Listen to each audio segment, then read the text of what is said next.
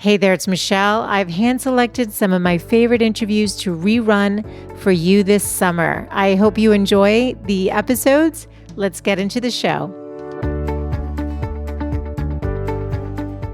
That trainer and that workout, it gave me really core strength. And it's interesting because in those really tough early days, feeling strong made me strong.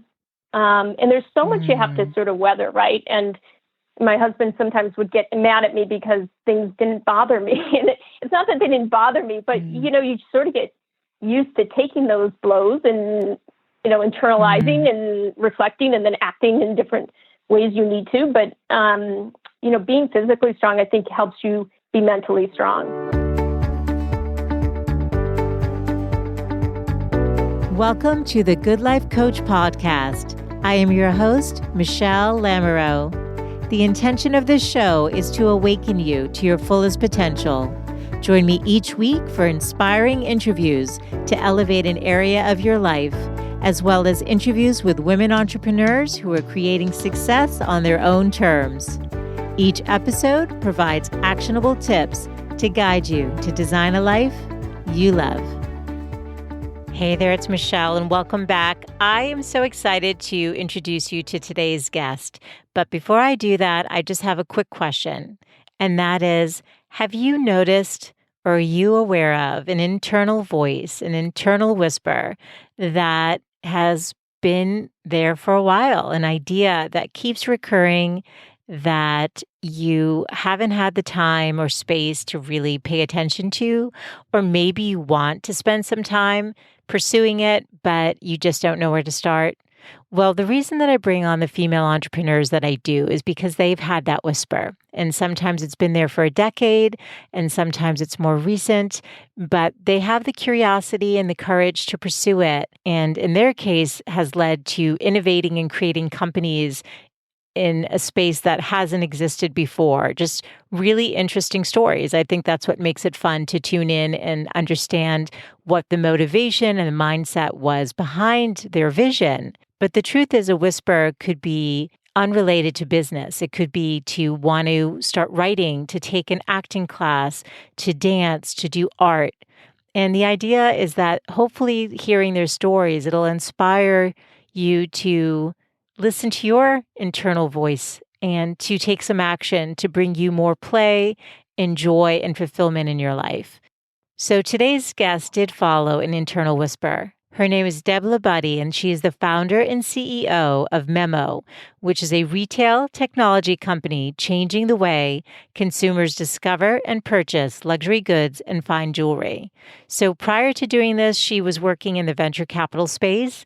And it's very exciting to see her now in the role of CEO and really innovating and creating a space that didn't exist other than what was in her mind and heart to do. So essentially what MEMO allows you to do is try on fine jewelry in the privacy of your home so you can have a more intimate experience without all the pressure that you feel being in a store when you're looking at a beautiful piece of jewelry. And so what's fun about Deb's story, actually, for me personally, is that I met Deb 15 years ago, just one time, haven't spoken to her until this interview. But the reason I reached out to her was that I noticed on LinkedIn that she had launched a company dealing in fine jewelry. And I remember when I met her, that she was wearing beautiful jewelry. I was admiring her necklace and her earrings at the time. And a part of me was wondering if this had been a passion of hers and an idea that she had had for a long time. So it makes for a fun and interesting story. If you're looking for some inspiration and love hearing a woman's entrepreneurial journey, I know you're going to love today's show. So let me introduce you to LaBudde.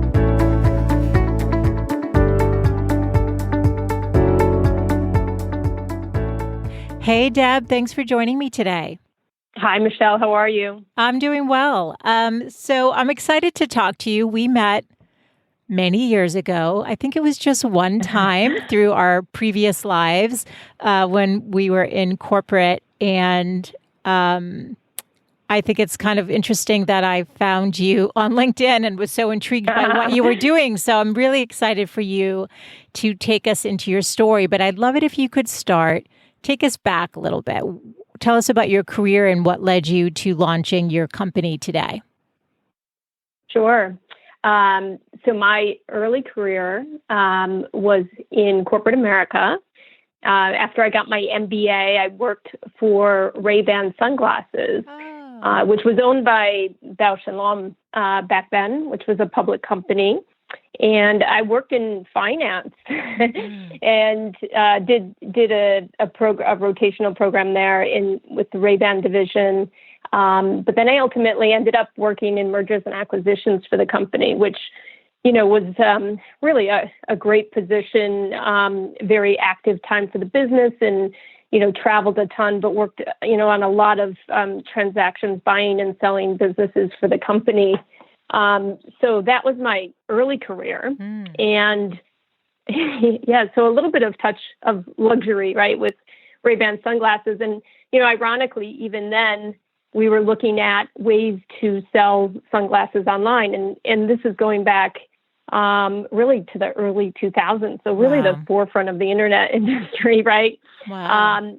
So, yeah. And, when I was young, in my early career, I was really always just interested and fascinated with new technologies. And at the time, the internet was booming and there were all these different new companies launching. And so I actually looked at the jewelry category back then, believe it or not. Wow. Okay. Yeah. Huh. Okay. Yeah. And well, you have a lot of time when you're young, and, I worked a lot, and I just, that's a lot of young people were jumping in and doing startups at the time. And so, it was really something that interested me. But when I was with the company, we also were looking at doing some innovative things, and we actually ended up forming a company and getting it VC funded, and we spun it out.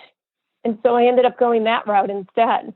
Wow. I know your path can take you where it will, but interesting how you're back on track with this passion for the jewelry space. So tell us about the concept. What is your company MEMO all about, and why did you choose to leave corporate to do it now?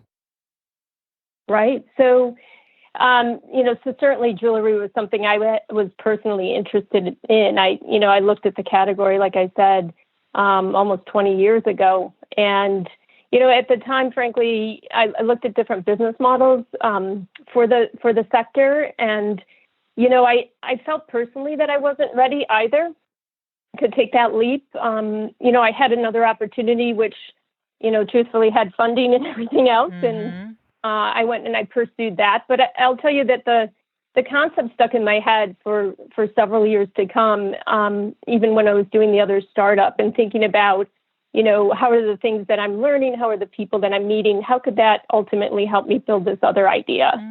And so, I have to say the last 10 years, it probably faded away. But then I had an opportunity to look for new opportunities the last 4 or 5 years. And for whatever reason, this came back into my mind, and I started to look at it. And I think, as my career path took me from corporate America to that venture-backed startup, and then working with other venture-backed startups, and ultimately even running my own venture fund. Wow. And so, my world's been very much in the innovation space for a while. Yeah. So tell us what your company actually does for the women listening who are curious. What is MEMO all about? Yeah. So MEMO is really looking to change the experience of purchasing fine jewelry. We curate collections from fine jewelry designers from all over the world. And then we offer a service where women can actually order a piece and have it shipped to them before they actually decide to purchase it. So really, it's taking that jewelry store and it's bringing it home. It's amazing how many women, and I'm learning that men as well, go into a traditional jewelry store, or even some of the large department stores that have fine jewelry collections, and they find it very intimidating. It's uncomfortable, and it certainly isn't fun, right? And Do they feel pressure to buy? I didn't mean to interrupt you, but what's the discomfort? Think about the environment, right? You're in a store. Everything's behind cases, right? There's security cameras on you. It's just not relaxing and fun. And, a lot of times in the way that jewelry has evolved, I mean, women are very much buying jewelry for themselves. It's less about, just diamonds and gemstones and more about the artistic nature of a piece. It's how it's crafted. It's who's crafted that piece. It's the story behind the piece. And I know that, women who are trying to decide on buying something that, they may ultimately hand down, right, to somebody else in their family, or it's just something that they want to have as a part of them. They need to spend time. They need to know if that piece is going to be that right piece for them. And so that's what our service offers. Sure, it's definitely a commitment. And what about the name MEMO? What does MEMO mean? So MEMO is actually an industry term that means on loan or on spec. And so in the jewelry industry, it's common practice if a designer sells some pieces to, say, a jewelry store, oftentimes they'll also give some pieces on MEMO. And that means that the store can show those pieces. They haven't purchased them yet, but they can show them. And if they sell them, they transact with the designer. And it's also a common practice that retail stores will allow their special clients to take a piece home on MEMO. And so really we're taking that practice that exists today, but putting it online and bringing it to a very comfortable environment for our clients. Your house. I mean, what's better than that? But there must be so much involved in all of this. So when you had the concept, you said for 4 or 5 years, it was sort of there, and then it started whispering to you. And I think what many of the women who come on the show talk about is that whisper that, that's not leaving them, and they feel the need to act on it. How did you even, what was the original concept? So the original concept was it was home try-on, but it was really for an extended period of time that somebody could actually live with a piece. And, that whisper started to become a yell to me because as I was out looking at other new opportunities, but at the same time looking at this market, I just kept finding that, the market had changed since 20 years ago when I looked at it in terms of, the rise of what's actually called the woman self-purchaser, if you will. Okay. So women who are buying jewelry for themselves. But then the proliferation of, designer fine jewelry and the number of designers that there are that craft fine jewelry. There's truly a world out there that so many women don't know about, but it's so intriguing to learn about and to discover new designers and designer techniques and pieces. And so when I kept looking at the industry, I became convinced that, this service didn't exist, and it was definitely time that I needed to do it. So are you first to market? That was actually, I was wondering, are you innovating this new way of purchasing jewelry? Yeah. So absolutely. So when we launched, there was not another player online that we know of that was offering the service. I think there were some international countries that had services, but nothing, nothing in terms of a large online platform offering that in the United States. And was it to fill a need that you felt like you wished you had to? I always think sometimes we're solving for something personal. Yeah, so when I was actually running the venture fund that I mentioned, so I would have to travel quite a bit for different boards and meetings, et cetera. And I used to actually enjoy taking an afternoon and going to different cities and discovering the artists that were in those cities and trying on the pieces.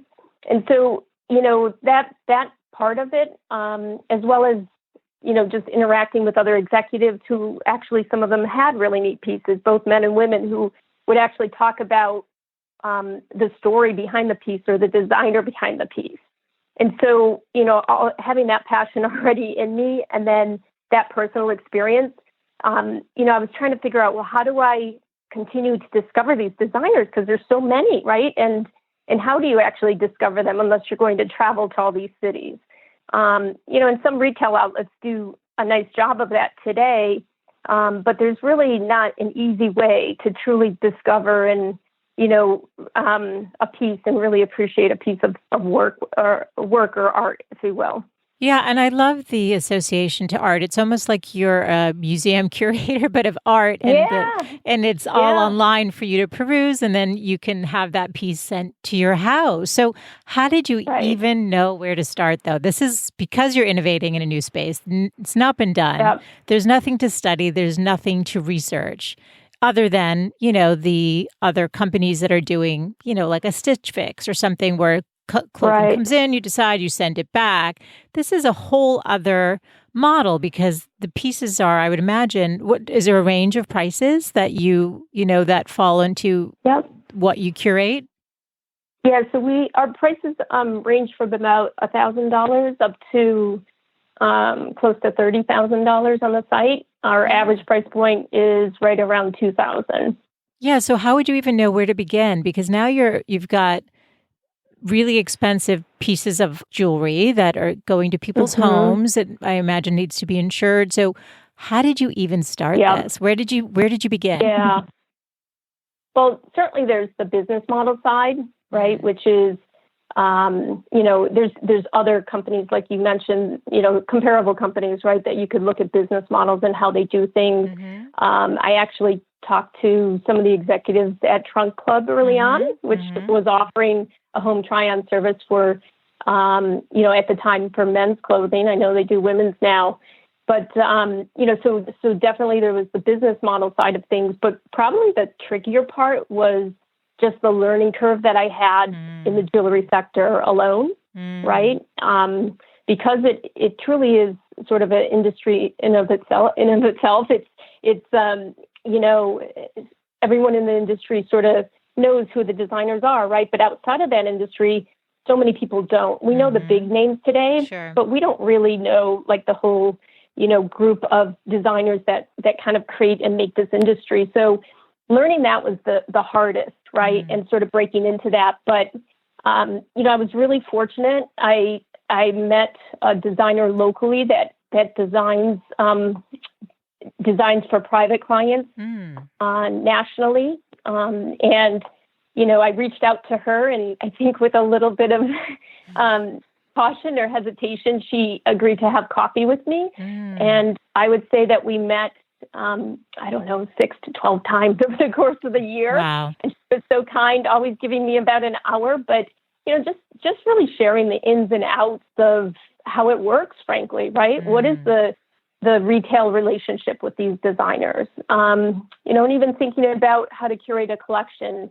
And from there, I really just expanded my network within the industry, and then ultimately brought people onto my team that had expertise in different areas. And now I'd say, 3 years into this, you quickly sort of get up to speed in terms of the industry and how to present pieces and how to curate those pieces for an online environment. Right. And, those early days, though, did you reach out directly to the designers, or again, you were a new concept. So did they buy into it right away? Like, how did that go? Yeah. So, it was interesting because the biggest reaction that I had from designers, almost every designer early on, was the question of, well, now wait a minute. What if somebody orders it, you ship it to them at home, and they actually put the piece on or even wear it? And then they sort of sit back and pause for a minute, and they said, well, actually, that probably could happen today. So in other words, if you're in a jewelry store, you're obviously going to try the piece on, right?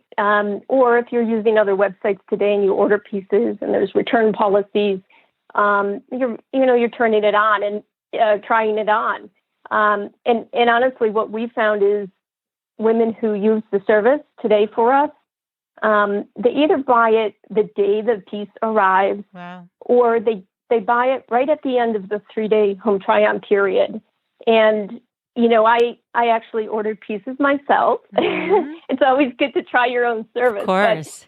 But, and so did the members of my team. But it was a really interesting experience for me because I ordered 2 pairs of earrings. I knew I wanted to buy one. I wasn't quite sure between the 2. And I actually used those 3 days, each day to sort of pair up the jewelry with what I was wearing that day, trying to find the piece that I knew that I wanted. And I even had dinner with my sister at her house, and I actually brought them and I said, okay, what do you think? Right. So I really used my 3 days, and then was very happy with my decision. But other women, and I'd say the vast majority, really use the service to confirm in their mind that this is the piece that they really, really want. And oftentimes that can come instantaneously the minute they see it and try it on. Wow, it's so interesting. I love this. When you started then, did you think, I'm going to bootstrap this, or did you know based on your experience that you would want to seek out financing? Like, did you have the 5-10-year vision when you went in knowing what you were going to need, or how did you approach that? Yeah, I definitely went in planning to get external financing. It is where I came from. So it is my mindset, and I know there's always a speed to market aspect that, having the right financing partner can help you achieve. Yes. I certainly put my own money in to start with, and frankly, have put in probably more than I intended to initially. But, the interesting thing with our model too, in hindsight, when I launched the company, I certainly felt like it was definitely the right time in the market to launch it. And as I look back at the time that we were really just launching and then doing our pilots and that sort of thing, we were actually slightly early. This market is actually here right now. Yes. And, you hear about, luxury purchases online in fine jewelry. And, fine jewelry has been one of the smallest categories online, but right now it's the fastest growing. Wow. So today is our opportunity. And I say that because, I've certainly seen a lot of businesses and some that I've actually worked with that came to market with really great concepts, but they were just too early. And, I actually think we were certainly on the early end. And so therefore I've had to add more funding myself to kind of get to where we are now. And I'd love to share with you where we're going, but yeah, so definitely the plan, but it's definitely been a combination of the both. I do want to hear about the future vision too. Take us still again into the early days, because people are going to listen and go, oh my goodness, I have had this idea and I know it could go big. But what were the early things that you did? Like, how did you know who to hire and surround yourself with? You mentioned you brought people on your board. How did that all kind of come into play? Yeah. For me, so much happened through networking. And I know you and I had at our meeting way back when a common friend who was amazing at connecting people. It was probably the reason I was in the room talking with you that day, right? Because there were ways that we could be helpful to each other. Right. But yeah, for sure. From the first designer I met that was so helpful to me, to other colleagues like my creative director that I brought on board, her college friend and her sister actually live in New York City and are executives for some major luxury brands. And the one sister left and went out on her own, and she actually helped us with many of our initial designers that we brought to the website. And even when I, in my early career, had been working, or in the VC world, had been working with a lot of entrepreneurs, I actually reached back out to them. And there were several female entrepreneurs that I had, assisted with their businesses. And I actually called them and shared with them the concept, now looking for their feedback, right? So it's always ironic. But, there were a number of excellent referrals that I received from other entrepreneurs, which was so amazing for me. And, one good referral leads to many other good referrals. And frankly, that's really how I ultimately built my team, because I really needed expertise in the sector. And my board was really built through, people that I know and trust, and then their referrals as well. We have, we worked currently with one of the early investors from Alex and Annie, and that was, but that was a referral from somebody that, I knew personally, who happened to work with this individual many, many years ago and made a phone call for me, right? Wow. And those things don't happen overnight, of course. No. But the power of network. It's a building. Yeah, for sure. Well, I love that, because I think people, like you said, just getting out and starting to talk to people and say, who do you know? Or here's the concept. How, what can we do? What were some of the initial challenges you faced? So you were on the other side of the equation, right? And now you're the entrepreneur. So could you take us into, some of the challenges you faced and how you figured out how to overcome them? So, a lot of it, I think, was that balance of, growing the business and raising capital. And, one of the downsides of bootstrapping is that, you really have to try to motivate a team when there isn't a lot of capital in the business to be had, right? So people really have to believe in the vision. And so, and with any entrepreneurial venture, there's so many ups and downs, on a daily basis, and just staying, strong and steadfast, right, to the vision of the company. Not to say that you don't listen to the market and change when you need to change. But, I think for us and look, like I mentioned, the market, I think, is now really sort of coming, to crystallize and come to a head right now, to be at a very important time in this market. But, again, sticking to our strategy and building up till now hasn't been easy, right? I mean, I would have probably loved to have the VC funding a year and a half ago. That said, we found ways to continue to move the business forward and to innovate and to learn. And really what we've learned in the last year to 2 years is now really setting the platform for the future. But, staying strong through that, because it's really easy to give up, and you certainly have those really bad days, but you have to be passionate enough to wake up every morning and jump right back in. Yeah. And I'm hearing your passion so much. And it's the possibility is so exciting, especially like you said, now the market is caught up to your vision. And so I think you said you can come in too early, but I think that there is an advantage that you started 3 years ago, not now. So you're ahead of the curve. Yeah. Where are you now in terms of number of employees? And then I'd love to hear where you're taking MEMO. Sure. So our team is still small. We have there's a handful of people that work with me on a daily basis. Yeah. Many of them are still contract basis. Yeah. Interestingly, and I know this probably isn't super common, but my 3-person board I have in place, we have a weekly call. Wow. So I have some pretty senior people that I report to on a weekly basis, which is wonderful.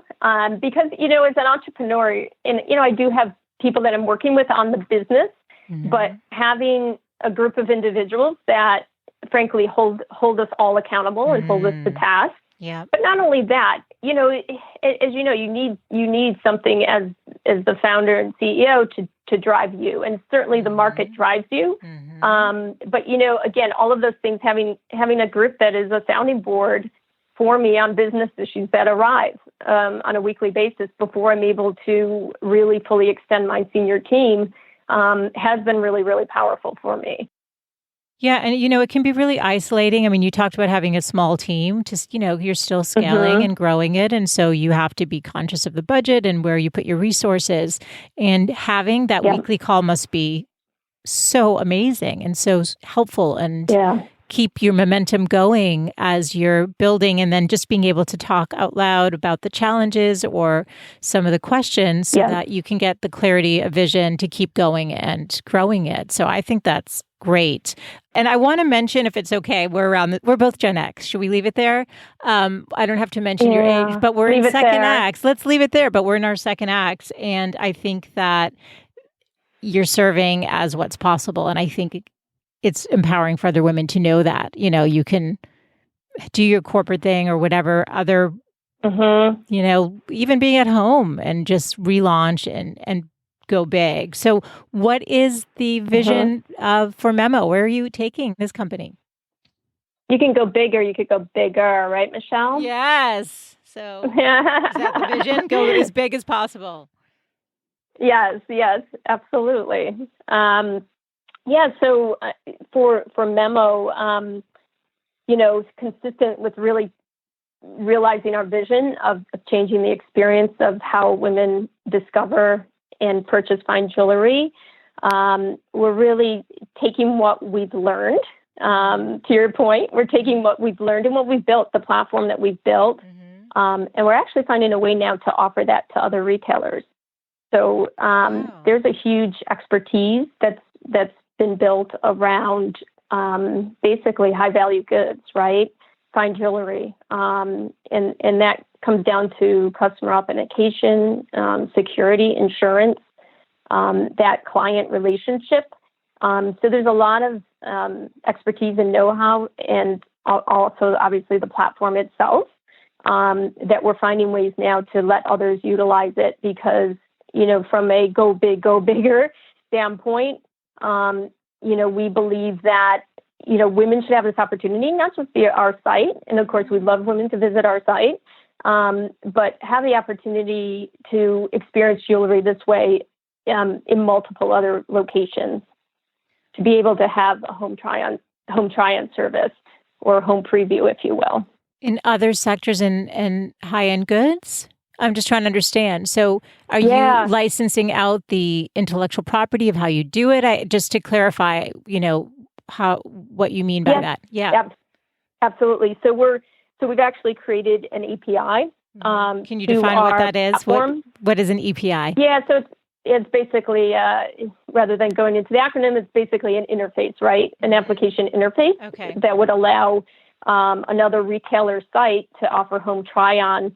And if somebody picked home try-on on their website, it connects to our back-end platform that authenticates the customer, enables the home try-on transaction, which is no charge, of course, and then does the entire back-end process as it relates to that.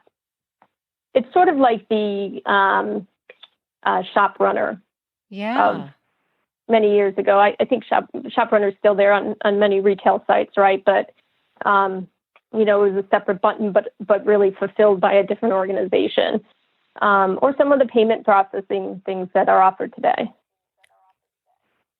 Yeah, this is bigger.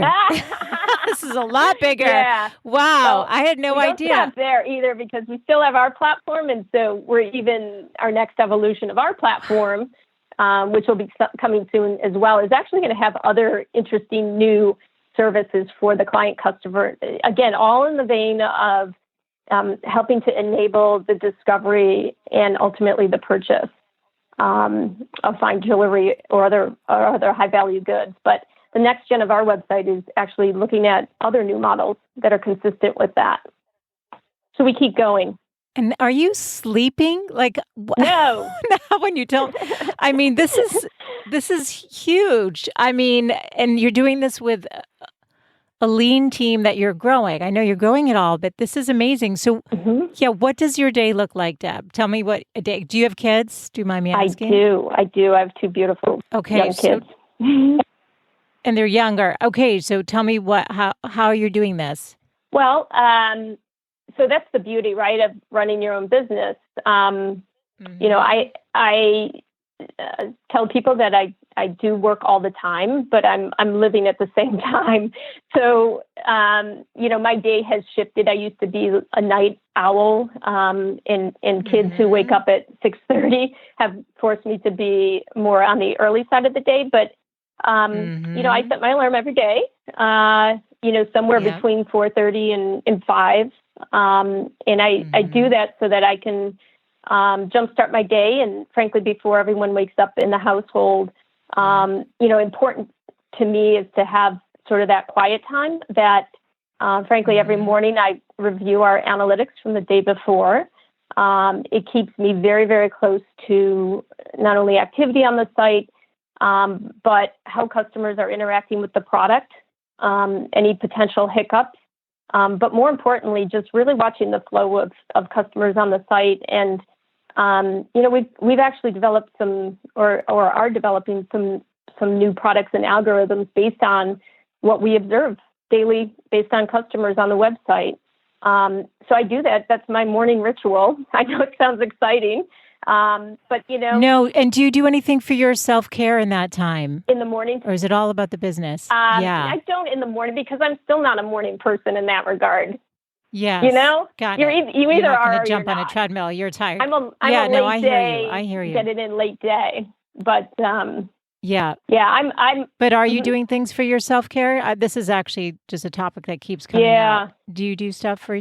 Yeah. Yeah. So I'm a big advocate of working out and staying healthy and frankly staying strong.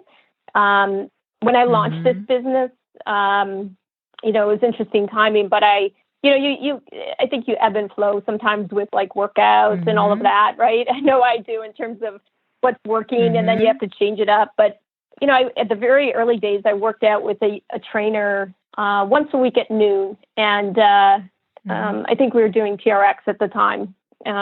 This was a couple years ago, but I was probably the strongest and most fit I've ever been in my entire life.